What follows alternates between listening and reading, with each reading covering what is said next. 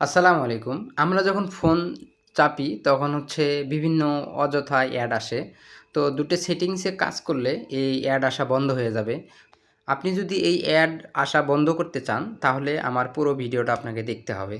আর পারলে আপনি এই আমার এই ভিডিওটা টাইমলাইনে রেখে দিবেন, শেয়ার করবেন আর হচ্ছে ফলো করে দিবেন। অন্যজনকে দেখার সুযোগ করে দিবেন। চোখ রাখুন আমার ভিডিওতে। প্রথমে আপনাদের নিজেদের ফোনের সেটিংসে যাবেন। সেটিংসে যাওয়ার পর নিজে স্ক্রল করবেন। নিচে স্ক্রল করার পর গুগল পাবেন। এই গুগলে ক্লিক করবেন।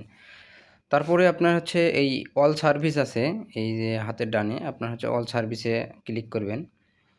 অল সার্ভিসে ক্লিক করার পর অ্যাডস আছে, অ্যাডসে ক্লিক করবেন। তারপরে নিচে যাবেন। নিচে দেখবেন যে ডিলেট ডিলেট অ্যাডভার্টাইজিং আইডি, এটাতে ক্লিক করে ডিলিট করার পর আপনার হচ্ছে আবার ব্যাক দিবেন। ব্যাক দেওয়ার পরে আপনি রিফ্রেশ করে নেবেন। রিফ্রেশ করে আবার নিচে স্ক্রল করে আপনার গুগলে যাবেন।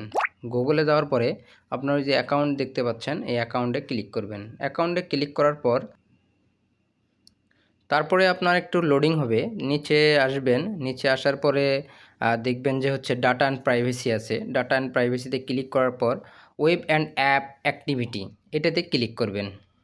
ক্লিক করার পরে আপনার একটু লোডিং হবে, নেট সমস্যা থাকতে পারে।